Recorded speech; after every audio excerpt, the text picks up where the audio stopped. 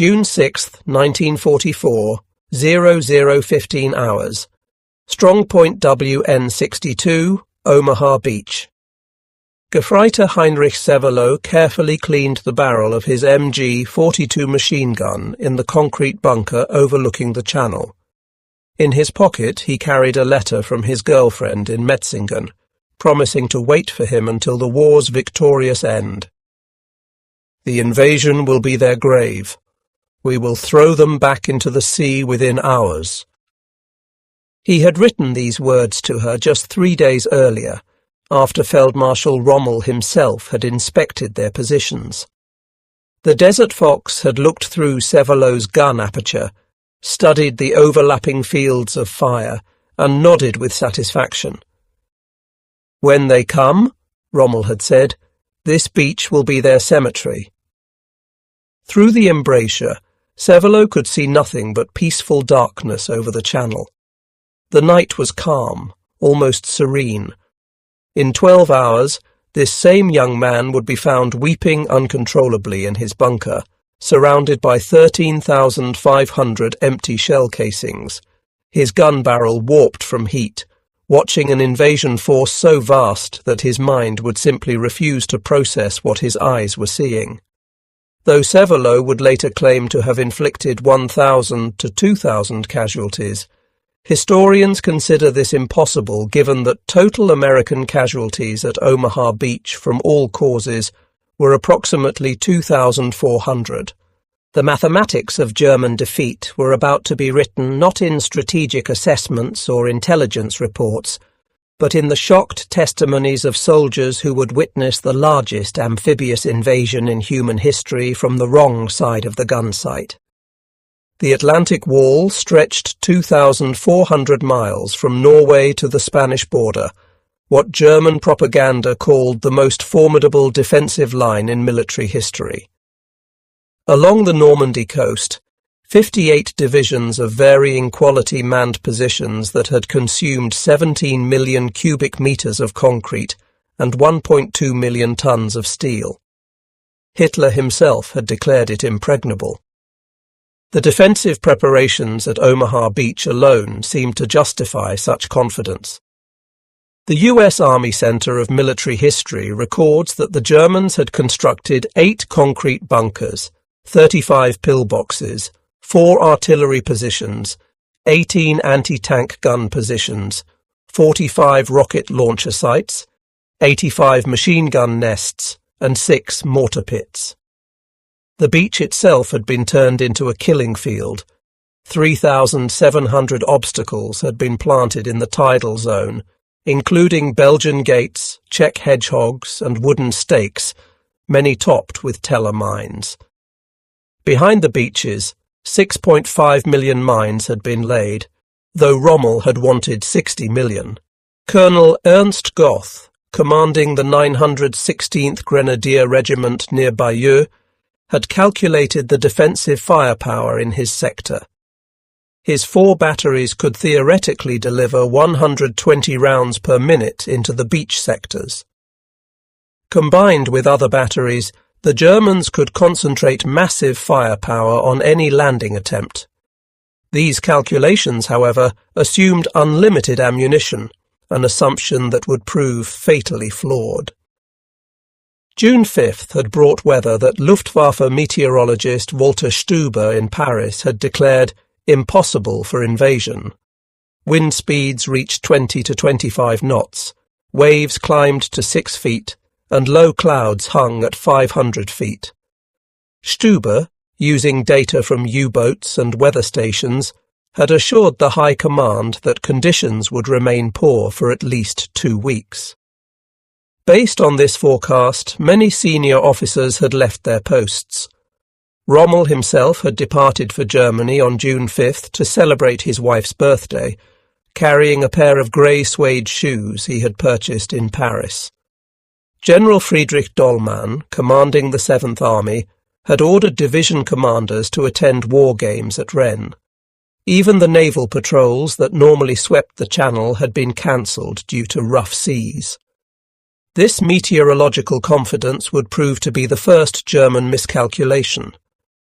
Unknown to Stuber, the Allies possessed weather stations in Greenland and weather flights over the Atlantic that detected a brief break in the storm. A 36-hour window that Group Captain James Stagg had identified and Eisenhower had seized. At 23:15 hours on June 5th, radar stations along the Norman coast began detecting unusual activity. Freya and Würzburg radar sets picked up massive aerial formations approaching from the north. The operators, however, had seen this before. Allied deception raids designed to keep German forces on alert. By 00:30 hours on June 6th, reports began flooding in that challenged all assumptions. Fallschirmjäger, paratroopers, were landing across Normandy. But the reports made no sense. Some units reported paratroopers to the east, others to the west. Some claimed they were British, others American. Dummy paratroopers with firecrackers attached, part of Operations Titanic and Ruppert, added to the confusion. Major Hans von Luck, commanding the 125th Panzergrenadier Regiment of the 21st Panzer Division, was one of the first to grasp the situation's gravity.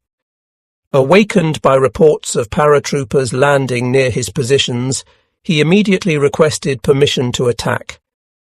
The response from division headquarters: "Do not move until the situation clarifies." Von Luck would later write in his memoir, Panzer Commander, "I knew at that moment we were lost. The paratroopers were clearly marking flanks for a landing. Every minute we waited gave them time to consolidate, yet we sat paralyzed by our own command structure." June 6th, 05:30 hours. As the first grey light began to illuminate the channel, German observers in forward positions began reporting something that their training had never prepared them for. Werner Pluskat, whose presence at the coast remains disputed by some historians, including Heinrich Severloh himself, was credited in some accounts with being among the first to report the Armada. What is certain is that German observers across the Normandy coast witnessed from horizon to horizon a sea covered with vessels. Not dozens, not hundreds, but thousands. Ships of every size and description, from massive battleships to tiny landing craft, spreading across the channel like a grey carpet.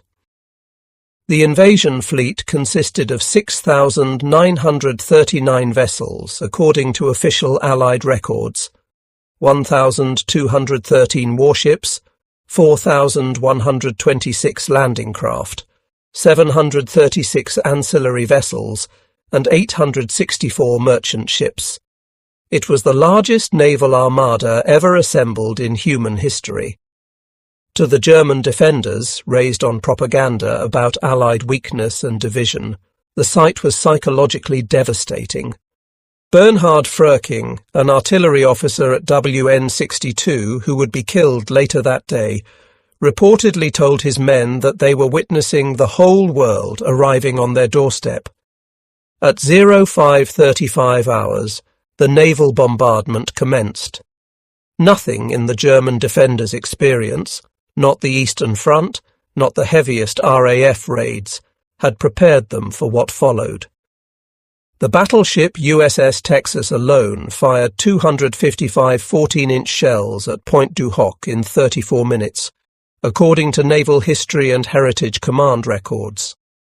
HMS Warspite, the first ship to open fire on D-Day at approximately 0500 hours, would deliver over 300 15-inch shells in the first 2 days, including 96 rounds fired at German positions on June 9th. The cumulative bombardment from the naval force exceeded anything the Wehrmacht had previously encountered. According to German veterans' accounts collected by the German Federal Archives, concrete bunkers designed to withstand any bombardment cracked under the naval gunfire. Men were buried alive, dug out and buried again as shells continued to rain down. The psychological impact was as devastating as the physical destruction. These fortifications in which they had placed absolute confidence were crumbling like sandcastles. As the naval bombardment continued, the Luftwaffe's response revealed the true desperation of the German position. Oberst Josef Pips Priller, commanding Jagdgeschwader 26, received orders to attack the invasion fleet with his entire force. His response, recorded in the Wing's war diary. What entire force? I have 2 planes. The Luftwaffe, which had promised air superiority over any invasion, could muster only 319 sorties on D-Day, against 14,674 Allied sorties, according to U.S. Navy Office of Naval Intelligence records. Priller and his wingman, Unteroffizier Heinz Wodarczyk, made the only Luftwaffe attack on the beaches during the morning of June 6th, strafing Sword Beach once in their FW-190A-8 fighters, before fleeing from overwhelming Allied fighter cover. This single strafing run by 2 planes against an invasion force of thousands became a symbol of German impotence. The promised Knights of the Air, who would darken the skies over any invasion, had been reduced to a futile gesture. At 06:30 hours, the first assault waves hit the beaches. German defenders, despite the bombardment, manned their positions and opened fire. What followed was carnage that shocked even hardened veterans. Heinrich Sevelow, the machine gunner at WN-62, began firing at 06:35 hours. His position, one of the few undamaged by the bombardment, commanded perfect fields of fire across Omaha Beach. In his 2005 memoir, WN-62 Erinnerungen an Omaha Beach, he stated he fired 13,500 rounds over 9 hours. While Sevelow claimed massive casualties, military historians note that his position, though deadly, was one of many factors in the Omaha Beach casualties, and specific numbers cannot be verified. What is certain is that his MG-42, firing at a rate of 1,200 rounds per minute in short bursts, contributed significantly to what became known as Bloody Omaha. The German defenders began experiencing what military historians would later term material shock, the mental breakdown caused by confronting overwhelming force. No matter how many Americans, British or Canadians fell, more appeared. Every destroyed landing craft was replaced by 3 more. Every silenced machine gun position was suppressed by naval gunfire that seemed unlimited. By midday, German positions began reporting critical ammunition shortages. The defensive plans had calculated ammunition expenditure based on repelling a limited assault. Nobody had planned for this scale of attack. According to Wehrmacht supply records, positions that had ammunition calculated for a 3-day battle exhausted their supplies within hours. Artillery batteries, the backbone of the defence, faced similar crises. The carefully husbanded ammunition supplies vanished under the intensity of combat. Attempts to bring forward reserve stocks failed. Every road was under constant Allied fighter-bomber attack. The contrast with Allied firepower was stark. German observers noted that American destroyers would fire hundreds of shells at single targets, while German artillery was rationed to 4 shells per gun per day by the afternoon of D-Day. The German Armour Reserve, the force that Rommel had insisted must defeat any invasion on the beaches, remained paralysed through the critical morning hours. The 21st Panzer Division, the only armoured unit close to the beaches, did not receive orders to attack until 1000 hours, 4 hours after the landings began. When the 21st Panzer finally attacked at 1620 hours, they advanced between British airborne landing zones toward the coast. According to divisional records, they reached the shore between Lyon-sur-Mer and Luc-sur-Mer around 1900 hours, the only German armoured unit to reach the coast on D-Day. However, at 2100 hours, they witnessed the arrival of Operation Mallard, 250 gliders bringing reinforcements to the British 6th Airborne Division. Interpreting this massive air armada as a threat to their flanks, they withdrew. The division lost 54 tanks and armoured vehicles on D-Day, approximately 25% of their strength in a single day. The counterattack also encountered specialised Allied armour they had never seen before. Hobart's funnies, modified tanks with flails for mine clearing, flamethrowers and bridging equipment, seemed to belong to a different era of warfare entirely. Throughout D-Day, German units faced a threat they had never encountered at this scale: massive airborne forces operating behind their lines. The 6th Airborne Division, British, and the 82nd and 101st Airborne Divisions, American, created chaos that multiplied their actual strength. Oberst Friedrich von der Heydte, Germany's most experienced paratrooper commander, serving with the 6th Fallschirmjäger Regiment, was in Normandy during the invasion. His professional assessment, recorded in post-war interviews, was damning. The Allied airborne operation was everything ours had never been: massive, coordinated and supplied. We dropped battalions, they dropped divisions. We were supplied by single aircraft. They had endless streams of gliders and transport planes. The psychological impact of paratroopers appearing everywhere paralysed German responses. Units refused to move, fearing ambush. Others fired at shadows, sometimes at their own men. The confusion multiplied German problems exponentially. As D-Day progressed, German command and control disintegrated. Allied aircraft systematically destroyed communication lines. French resistance, activated by coded BBC messages, cut telephone cables and destroyed relay stations. Radio communications were jammed by Allied electronic warfare units. General Lieutenant Max Pemsel, Chief of Staff of the 7th Army, attempted to coordinate the defence from his headquarters at Le Mans. His war diary records increasing frustration as contact with forward units disappeared. By noon, entire divisions had vanished from the communication network. Individual unit commanders made decisions in isolation, without knowledge of the larger picture.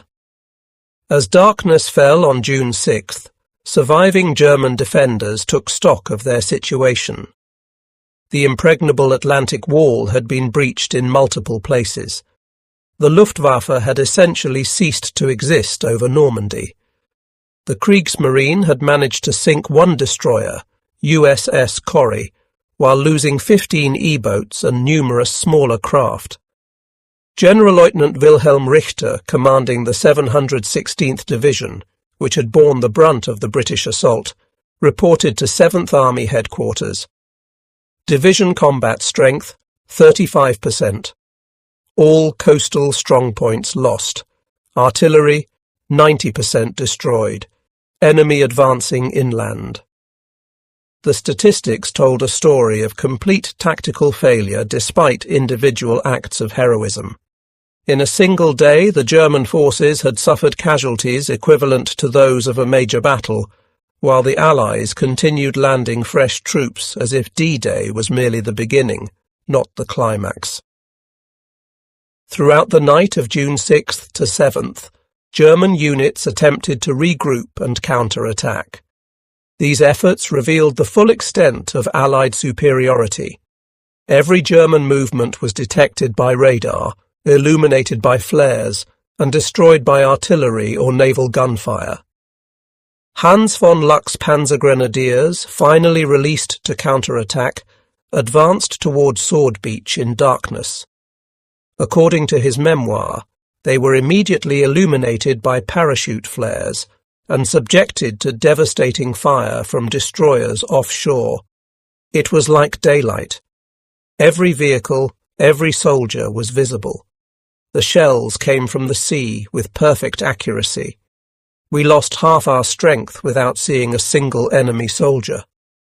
Meanwhile, Allied reinforcements continued landing. The artificial Mulberry harbours were already being assembled, supply ships anchored in organised rows. The invasion wasn't just succeeding, it was transforming into a permanent presence. As German reinforcements attempted to reach Normandy, they encountered complete interdiction of movement. Every road, railway and bridge was under constant attack. According to Wehrmacht transportation records, units that should have reached the front in one day took up to 2 weeks. The 2nd SS Panzer Division, Das Reich, stationed near Toulouse, took 17 days to reach Normandy, a journey that should have taken 3 days. They arrived having lost 30% of their vehicles to air attack without firing a shot at ground forces. The psychological impact was devastating. If they couldn't even reach the battlefield intact, how could they hope to influence it? Meanwhile, Allied logistics operated with stunning efficiency. LSTS, landing ship, tank, discharged entire armoured regiments in hours. Within days of D-Day, the Allies were landing 15,000 tons of supplies daily, more than the entire German army in Normandy consumed in a week. By June 12th, German forces in Normandy were approaching psychological collapse. They had lost 26,000 men killed, wounded or missing, roughly equivalent to 2 full divisions. Replacements were minimal. Meanwhile, Allied strength grew hourly. Carentan fell on June 12th, linking Utah and Omaha beaches. The German paratroopers of the 6th Fallschirmjäger Regiment, elite troops who had never previously retreated, withdrew in disorder. Their commander, Friedrich von der Heydte, reported to higher headquarters, "My regiment no longer exists as a combat unit. The survivors are psychologically broken." On June 13th, SS Obersturmführer Michael Wittmann achieved one of the few German tactical victories in Normandy. According to British military records, he destroyed 13 to 14 tanks, 2 anti-tank guns, and 13 to 15 personnel carriers in the Battle of Villers-Bocage within 15 minutes. German propaganda seized on this victory as proof that German arms could still prevail. But even this victory revealed the futility of the German position. Wittmann's Tiger tank, disabled in the battle, was replaced by the Germans with difficulty. The British losses were replaced within hours. The tactical brilliance of individual German soldiers could not overcome industrial mathematics. Wittmann himself, with 138 confirmed tank kills across all fronts, was killed on August 8th when his Tiger was destroyed. Whether by British gunner Joe Eakins of the Northamptonshire Yeomanry or Canadian forces remains disputed. The Wehrmacht's greatest tank ace was eliminated by an enemy that could afford to trade 10 tanks for 1 Tiger. The fall of Cherbourg on June 26th provided another psychological blow. This major port, fortified over 4 years and garrisoned by 21,000 men, was supposed to hold for months. It fell in 5 days of serious fighting. General-Lieutenant Karl Wilhelm von Schlieben, commanding the garrison, had proclaimed he would defend Cherbourg to the last bullet. Instead, he surrendered on June 26th. In his post-war interrogation, he explained that resistance became meaningless against unlimited enemy resources, a theme that would echo throughout German accounts of Normandy. Operation Cobra, beginning July 25th, delivered the knockout punch to German forces in Normandy. According to official US Army Air Force records, the preparatory bombardment involved 1,503 heavy bombers, 380 medium bombers, and 550 fighter bombers, dropping over 4,100 tons of bombs in a concentrated area just 7,000 yards wide and 2,500 yards deep. Generalleutnant Fritz Bayerlein, commanding Panzer Lehr Division, reported to Army Group B, "My division is annihilated. The psychological effect on the survivors is indescribable. They are no longer soldiers, but broken men."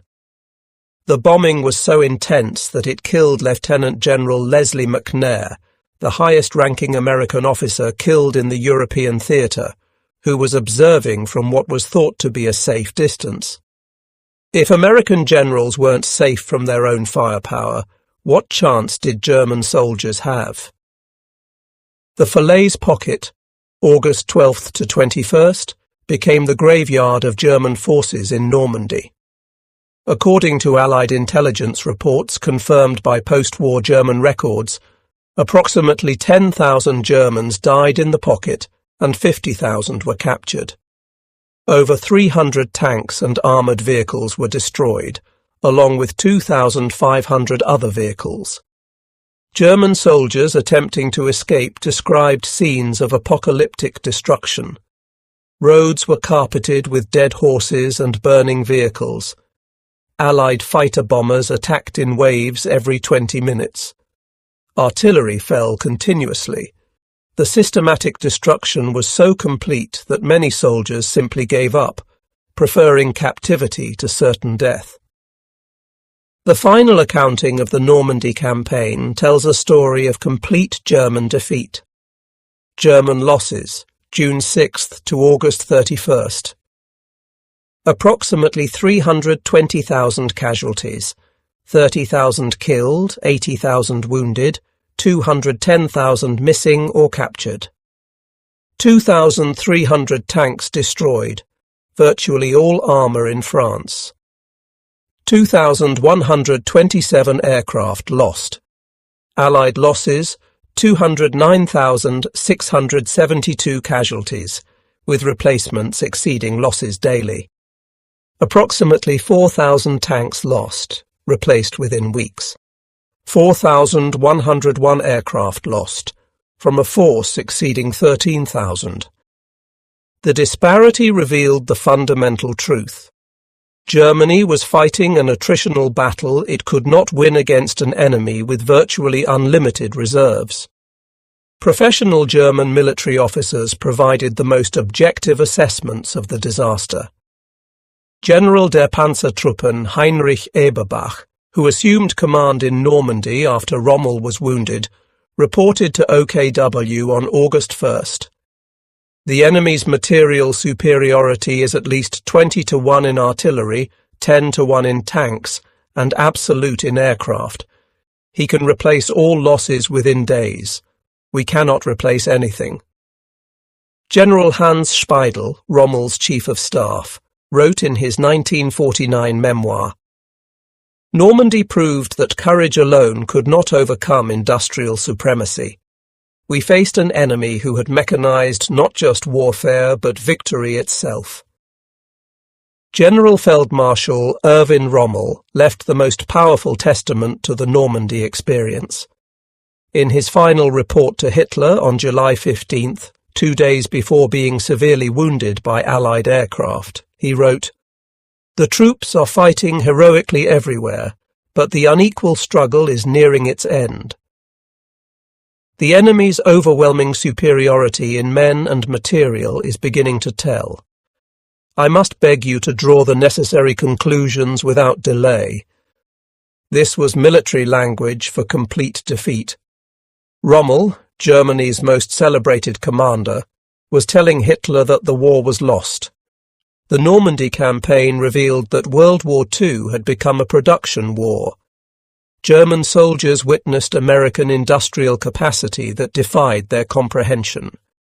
Ford's Willow Run plant alone produced one B-24 bomber every 63 minutes at peak production.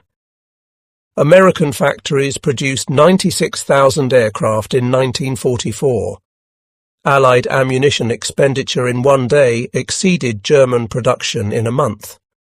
A single American division consumed more supplies daily than an entire German corps. Hans von Luck, reflecting on Normandy in his memoir, wrote, We learned that modern war was not about tactics or courage, but about production. The Americans had turned war into an industrial process. They manufactured victory on assembly lines.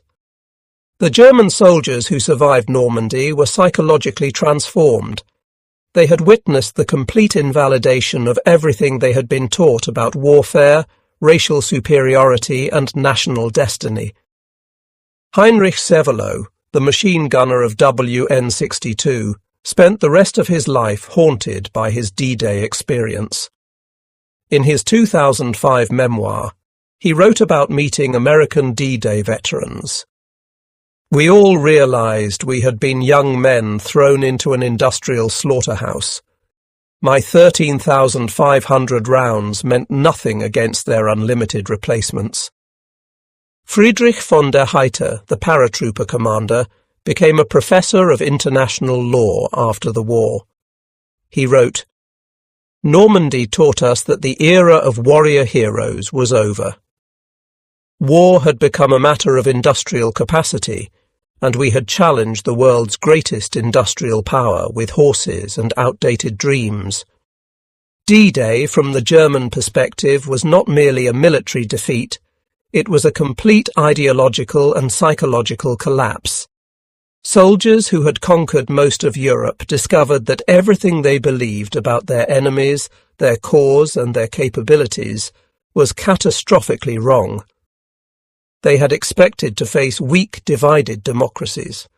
Instead, they encountered an alliance that had transformed war into an industrial process of overwhelming efficiency. They witnessed democracy's arsenal in action: unlimited ships, planes, tanks and supplies flowing from factories whose capacity exceeded German comprehension. The German defenders of Normandy learned that modern war was won not on battlefields, but in factories, not by the bravest soldiers, but by the most productive societies. They discovered that the Western Allies had revolutionized warfare, turning it into a mathematical equation where production statistics mattered more than tactical brilliance. Heinrich Severloh began June 6th believing the invasion would be thrown back within hours. He ended it surrounded by thousands of empty shell casings, watching endless waves of Allied reinforcements land on the beach his position was supposed to control. His experience embodied the larger German tragedy in Normandy: tactical success drowned in strategic impossibility. The beaches of Normandy became not just a battlefield, but a revelation.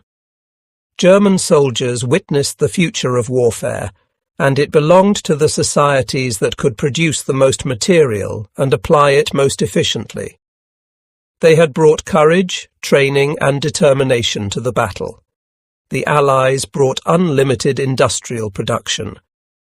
In trying to hold back the Allied invasion, the German defenders might as well have been trying to hold back the tide itself. They fired until their barrels melted, fought until their ammunition ran out, and watched as the Allies simply brought more of everything. The mathematics of modern war had rendered their courage irrelevant. The German soldiers who faced D-Day learned history's hardest lesson. In the age of industrial warfare, nations that could not match their enemy's production were doomed to defeat, regardless of their soldiers' skill or sacrifice. They began June 6th as warriors of the Third Reich, and ended it as witnesses to the arsenal of democracy in its full, terrifying efficiency. Their defeat was not just military but total, a crushing demonstration that the Nazi vision of racial superiority and military dominance had collided with the reality of Allied industrial supremacy and shattered completely. The invasion they had promised to throw back into the sea had instead swept them away, carrying with it the last illusions of German victory.